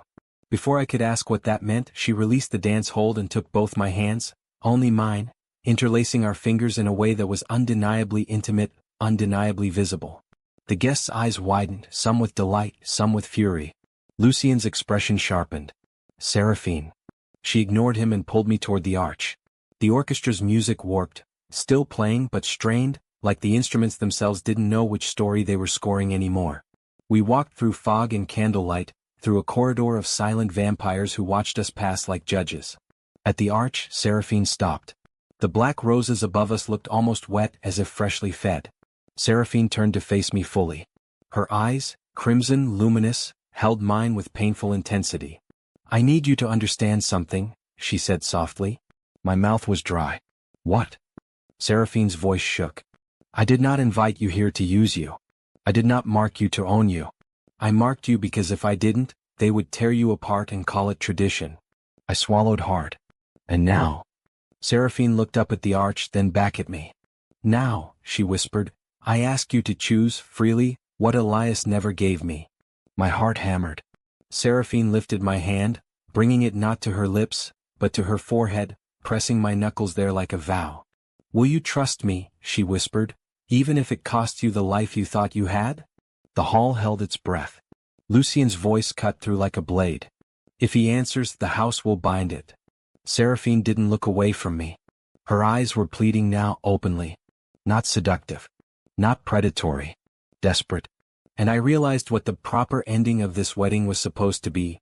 Seraphine bound to Lucien, the treaty sealed, the debt reclaimed through my blood, my life reduced to a clause. Seraphine was offering me a different ending. A dangerous one. A chosen one. I stared at her, feeling the mark on my wrist burn like a question. I should have said no. Said I wanted my old life. Said I wanted daylight and ordinary fear. But when I looked at Seraphine, I saw not a monster asking for my throat, but a prisoner asking for a key. And something in my blood, something older than my name, ached in recognition. "Yes," I whispered. "I trust you." The hall reacted instantly. The candles flared, flames stretching high, turning the shadows violent. The fog surged upward like a living thing. The stained glass windows pulsed with crimson light as if the moon itself had bled. A sound tore through the room, not a scream but a furious, inhuman roar of denial. "Lucien." He moved. Too fast. Seraphine shoved me backward just as Lucien reached the arch, his hand outstretched. Seraphine caught his wrist midair. The impact cracked like thunder. Guests recoiled, finally breaking their stillness, shock rippling through them like wind through tall grass. Lucien's eyes burned. "You cannot." Seraphine's teeth bared, briefly feral. "Watch me." She slammed her palm onto the arch's stone, right beside the black roses, and spoke words that made the air vibrate. The roses blackened further, curling inward like burned paper. The arch, this altar, began to change. The silver thorns twisted, shifting position, reforming into a different pattern, not a crown but a circle. Not a claim but a gate. The hall's floor trembled. Lucien snarled, losing composure for the first time. "You will collapse the house." Seraphine's eyes flashed. "Then let it fall on the lies." She grabbed my hand again and dragged me under the arch. The moment we crossed, the world flickered, like film burning. The hall's candlelight dimmed. The guests' faces blurred. And for an instant I saw something else layered over the scene. Another wedding, older, candlelit in a different way. Elias standing where I stood. Seraphine younger, terrified, trapped. And Elias, smiling like a man who believed he was saving her while he was chaining her. The memory slammed into me so hard my knees buckled. Seraphine caught me, holding me upright. "No," she whispered fiercely. "Not like that. Not again."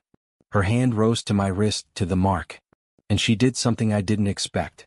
She bit her own palm. Blood, dark and rich, spilled over her hand, glinting in candlelight like garnet. The guests hissed, recoiling as if from sacrilege. Lucien's eyes widened. "Seraphine." Seraphine pressed her bleeding palm against my marked wrist. Pain flared, white-hot.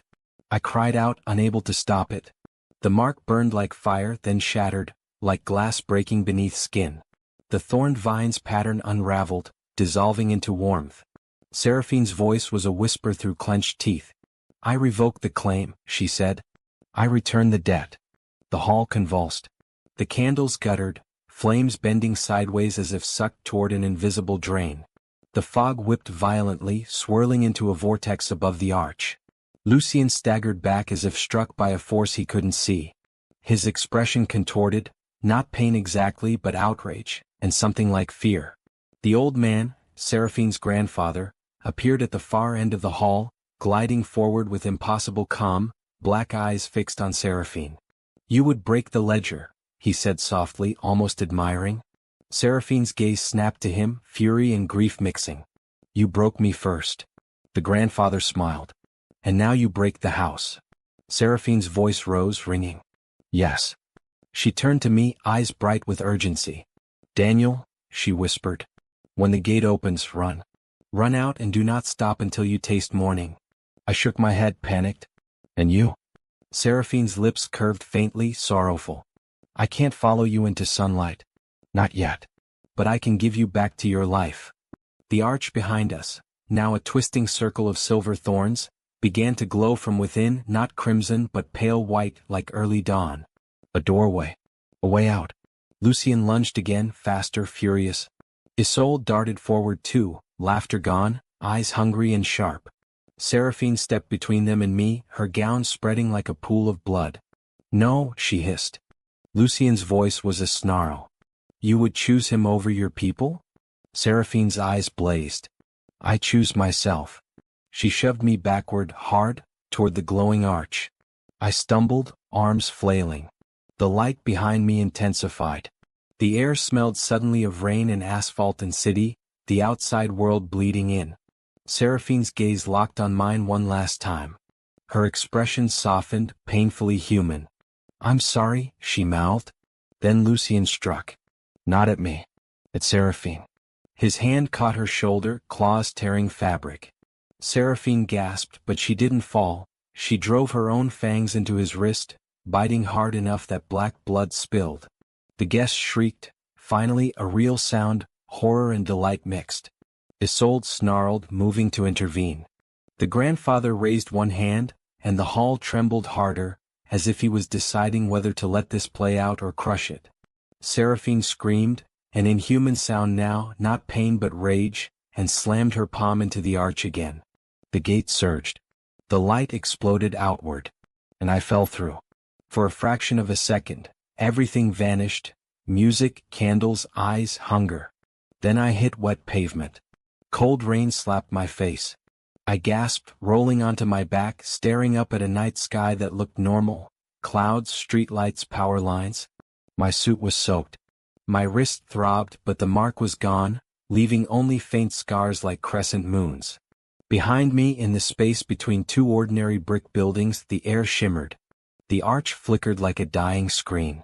I scrambled to my feet, breath ragged, heart hammering. And I saw her.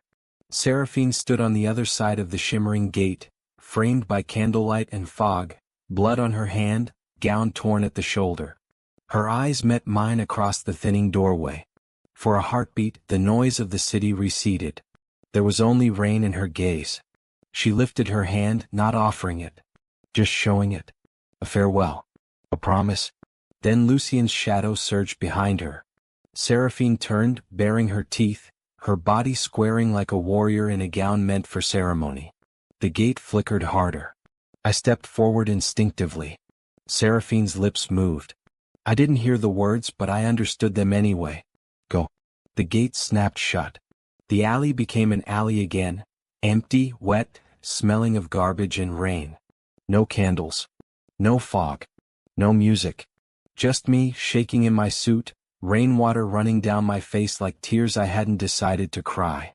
I stood there for a long time, listening to my own breathing, touching my wrist as if I could find proof in the skin that any of it happened. In the distance, a siren wailed. A car passed. The world continued in its indifferent way. Eventually, I stumbled out of the alley and onto a street I recognized, downtown, closer than I thought possible. As if Valancourt hadn't been miles away beyond dead trees, but tucked inside the city's blind spot all along. I made it home before sunrise. I showered until my skin was raw. I threw my suit in the trash.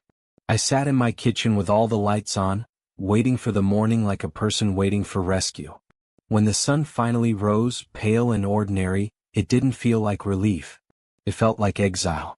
Because the moment daylight touched the windows, I realized the truth Seraphine had hinted at. Blood remembers. And mine was remembering too well. Days passed. I went to work. I answered emails. I drank coffee that tasted like nothing. I laughed at jokes at the exact right moments. I told myself I was fine. But at night I dreamed in crimson. I dreamed of stained glass and fog, of hands offered like traps, of a woman in a blood-red gown standing alone against a room full of hunger. And sometimes, just before waking, I smelled roses and rain on stone. One evening a week later my phone rang from an unknown number. No caller ID. No location. I stared at it until it stopped. A moment later a text arrived.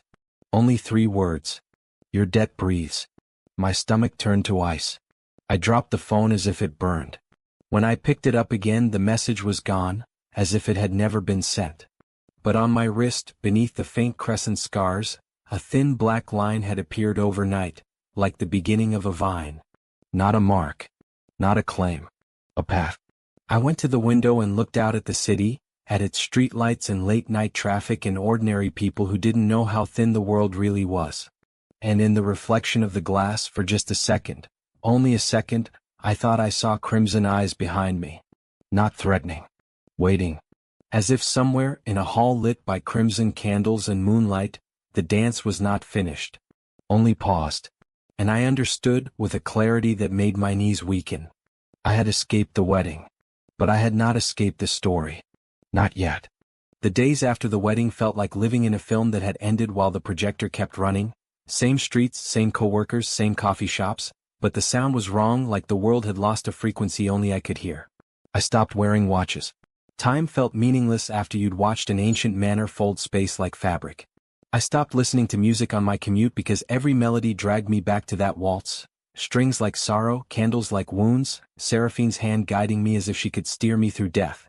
The crescent scars on my wrist faded slowly, but that thin black line, the vine-like trace, didn't. It grew in almost invisible increments, a millimeter at a time, curling toward my pulse like it was listening. At night my apartment felt too small. I started leaving the lights off anyway, as if my eyes were adjusting to a new truth. I began noticing shadows the way you notice someone staring from across a room. With certainty, without proof. A week after the wedding I took a different route home, not because I planned to, but because my feet chose it. I ended up on a street I didn't recognize, in a part of downtown that should have been busy but wasn't. Shops were closed. The wind moved trash in slow circles.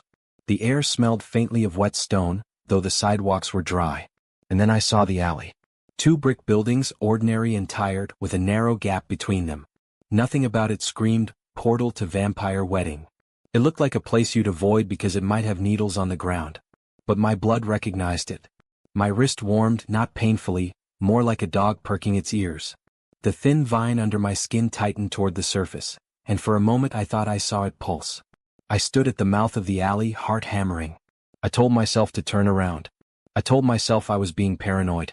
I told myself I needed therapy, sleep, and maybe a new job that didn't involve other people's forwarded wedding invitations.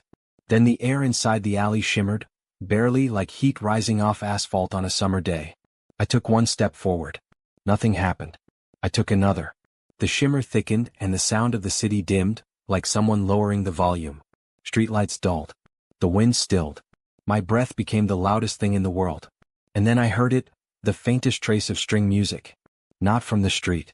From inside the space between bricks. A whisper of a waltz. My stomach dropped. I backed out immediately, stumbling into the street as if I'd touched an electric wire. Sound returned in a rush.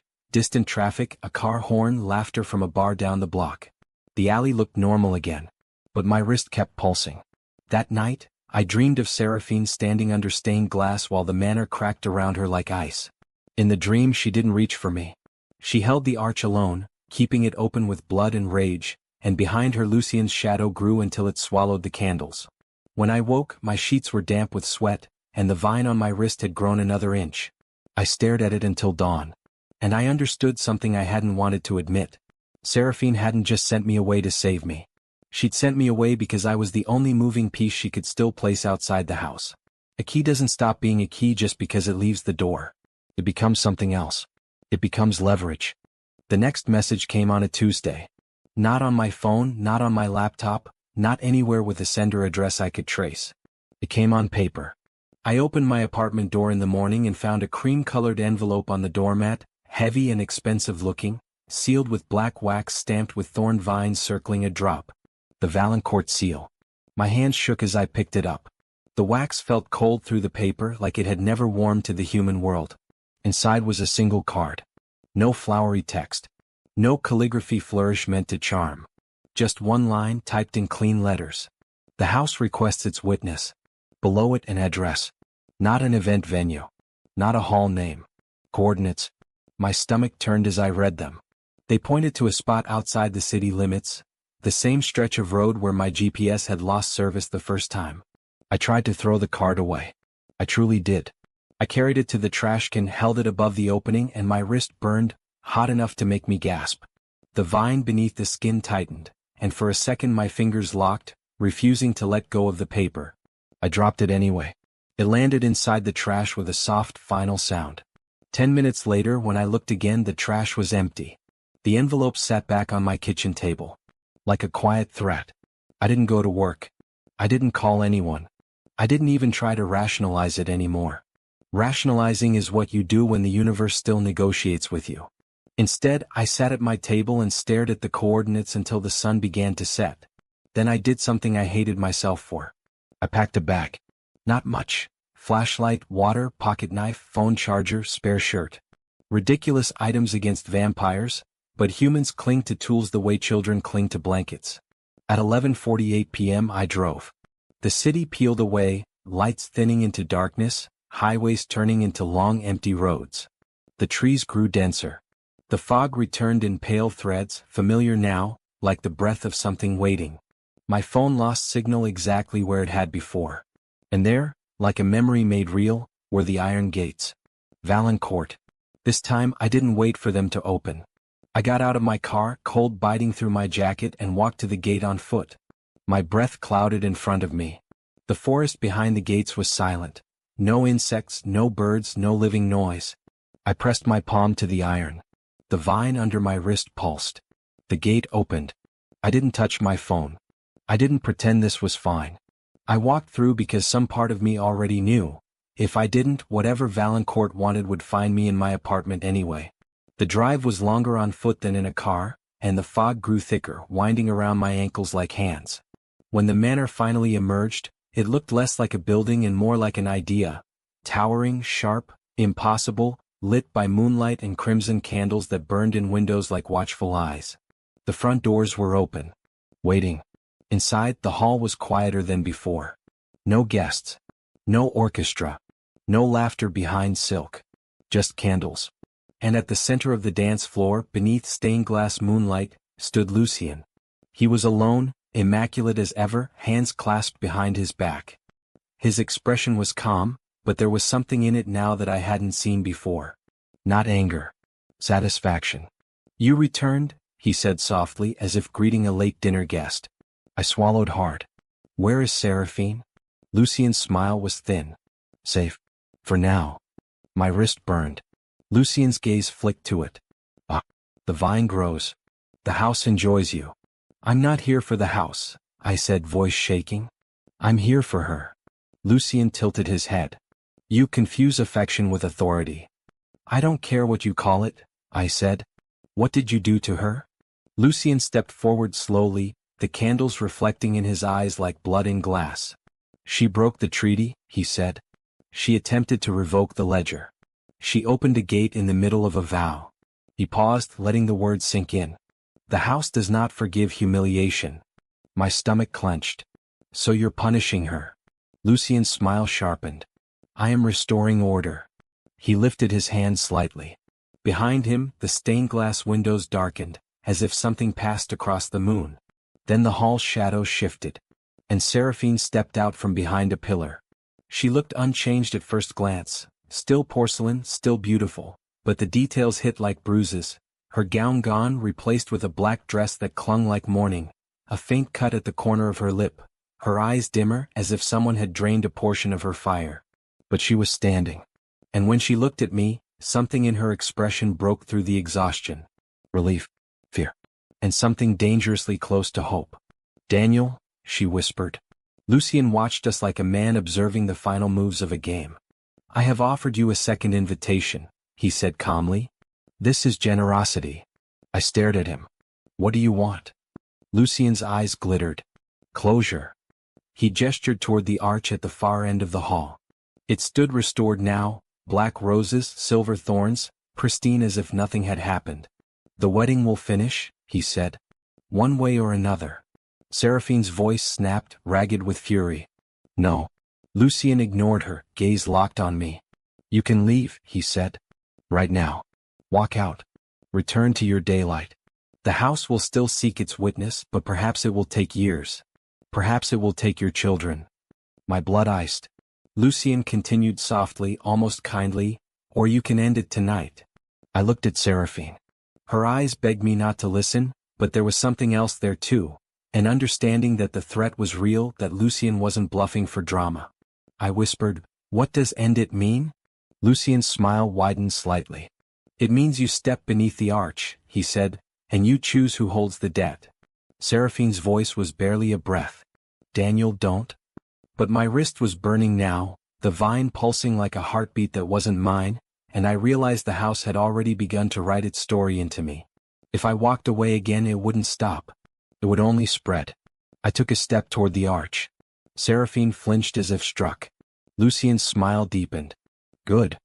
I looked over my shoulder at Seraphine, and my voice came out steadier than I felt. I'm not choosing him, I said. Seraphine's breath caught. I faced the arch. And the candles leaned inward, hungry to hear what I would say. The arch waited like an open mouth. I stepped beneath it and felt the air change, pressure tightening around my ribs, fog curling higher, candles flaring as if the flame recognized authority. The vine under my wrist surged hot, and for a moment the crescent scars throbbed like they remembered teeth. Lucien stood behind me, close enough that I sensed his stillness like a blade held near skin. Seraphine remained in the shadow line of the hall, as if the arch drew boundaries even she couldn't cross without consequence.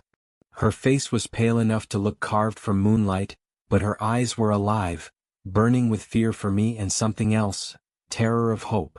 Lucien's voice was soft, ceremonial. Speak, he said. And the house will listen. I swallowed. My mouth tasted like iron. I'm not Elias Harrow, I said louder than I expected. The words echoed in the vaulted space. I didn't make your bargain. The candles shivered but did not dim. Lucien's calm voice came again.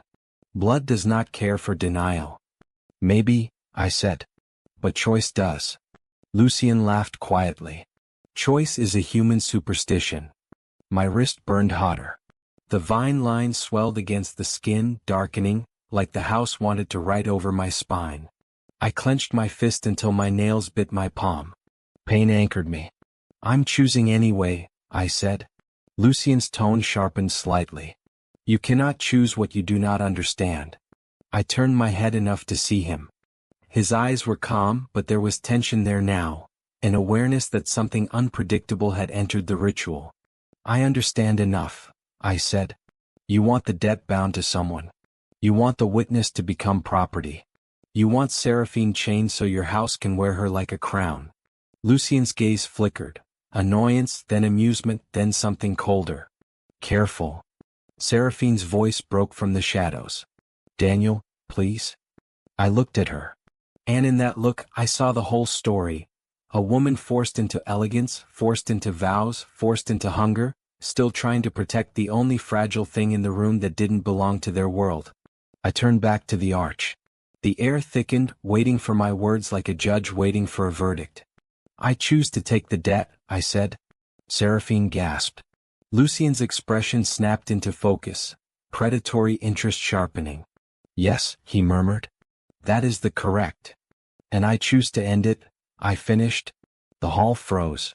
Even the fog seemed to stop moving. Lucien's eyes narrowed. Explain. I raised my marked wrist and held it out, palm upward, not offering my hand to a guest, not accepting Lucien's. Offering it to the arch itself, to the house, to the ritual. If the dead is alive, I said, voice trembling but steady, then it can die. Lucien's smile vanished. No. Seraphine stepped forward instinctively, but invisible pressure pushed against her, holding her at the edge of the arch's influence like a barrier. Daniel, she whispered, voice breaking. You'll? I know, I said softly without looking away from the arch, But if it spreads, it won't stop with me. The vine beneath my skin pulsed violently. It wanted to root deeper, to anchor. I realized then what the bargain really was. Not just blood, not just time. A pathway.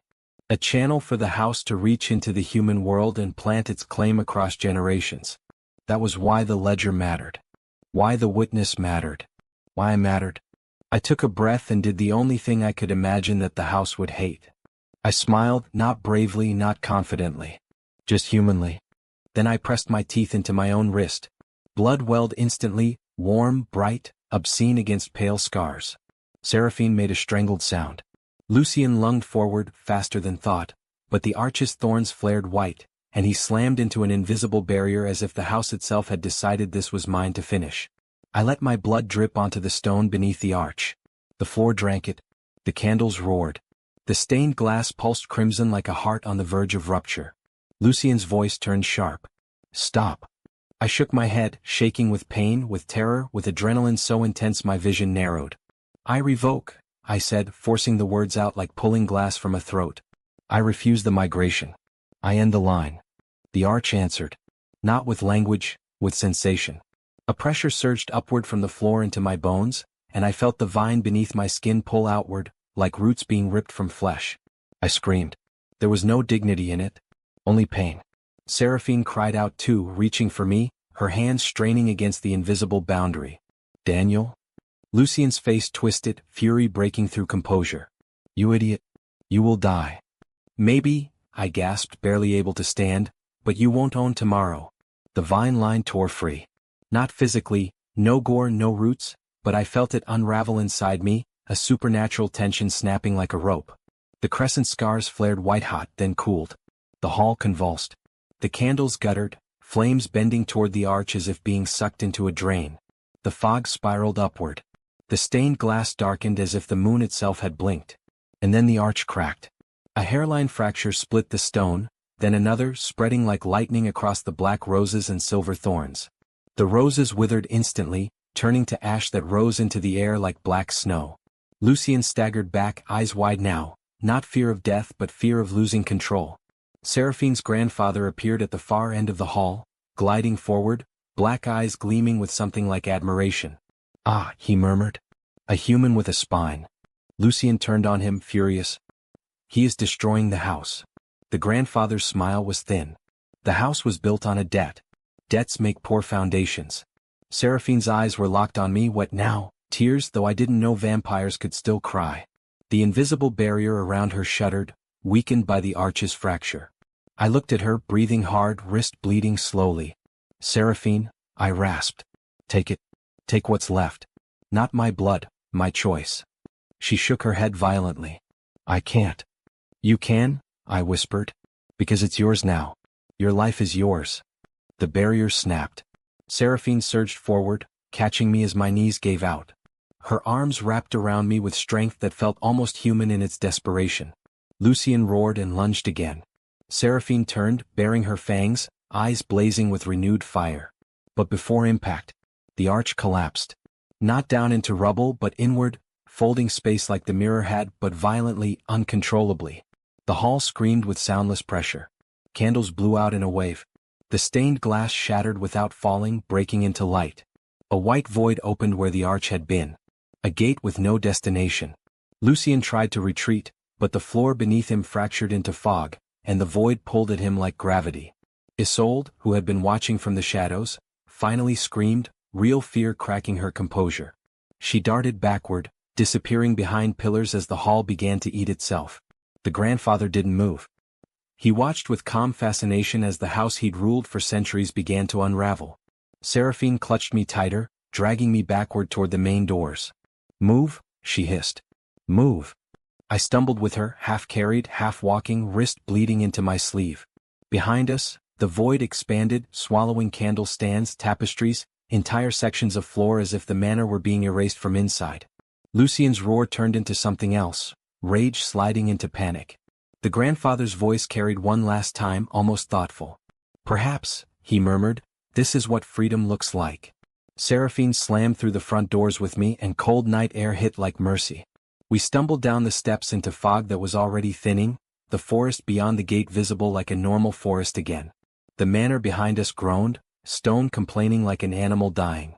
Seraphine shoved me toward the gates. Go, she panted. Go now. Don't look back. I turned to her, desperate. Come with me. Seraphine's eyes flicked toward the manor. If I cross fully into your world while the house collapses, it may drag me back through the debt's echo. I ended it, I whispered. You ended the line, she corrected softly. But not the hunger. Not the old ones. Not Lucien, if he survives. The manor screamed again, this time audibly, stone and air and magic twisting.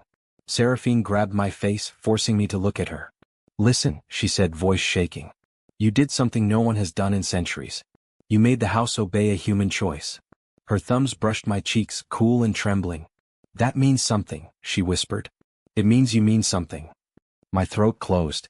So what now? Seraphine's gaze softened with unbearable sadness. Now you go live, she said. And I go become. I stared at her. Become what? Seraphine's lips curved faintly. Not a bride. Not a prisoner. She released me and stepped backward, fog curling around her black dress. I'll find you, she said, voice steady now. When the world is safe enough for me to stand in it without chains. The manor behind her cracked again, and the front steps trembled. Seraphine turned, running back toward the collapsing building, not out of loyalty but out of strategy, like she meant to ensure the last of the house's claim died with its walls. I wanted to follow. But my legs moved the other direction. Because sometimes survival is the cruelest kind of obedience. I ran through the gates as the iron groaned and bent, warping like heated metal. The fog broke apart. The road reappeared. My car sat where I'd left it, ordinary and ridiculous. Behind me, Valancourt made a sound like an exhale. Then silence. No explosion. No fire. Just absence. When I turned, there was no manor. Only trees. Only moonlight. Only a patch of ground that looked like it had never held a building at all. I stood there shaking until dawn painted the horizon pale. When sunlight finally hit my skin, it felt real in a way that made my eyes sting. I drove home with my sleeves soaked in my own blood, and for the first time, the taste of coffee later that day had flavor. Weeks passed. The vine mark on my wrist did not return. The crescent scars remained, faint, almost elegant, as if the story insisted on leaving its signature. And some nights, when the city was quiet and the rain fell just right, I'd catch the smell of roses on wet stone. Not behind me. Beside me. Like someone walking just out of sight, patient, waiting for the world to become safe enough to step into the light. And in those moments I didn't feel haunted. I felt promised, because I had attended a vampire wedding by accident. And I had left it with my life. But the real ending, the one Seraphine was writing now, wasn't a wedding. It was freedom. This story you just heard is imagined and written entirely by me. What unfolded tonight was only the beginning, just the first glimpse into a world that hides its secrets behind silence, ceremony, and shadows. Some movements are meant to feel unfinished, not because they are weak, but because they are alive. What happened at that vampire wedding was not a complete answer. It was an invitation, an opening door, a warning, maybe, or a promise. As the night deepened, I realized that not every danger announced itself, and not every connection is meant to be understood right away. Some bonds form without words, some choices are made with a single step forward, and some encounters stay with you long after the music fades. There is more beneath the surface of that strange celebration, more meaning behind that unexpected dance, and more consequences waiting beyond the soft light and watchful eyes. If you felt that quiet tension, that slow pull of curiosity, then you're already then you are already part of this journey.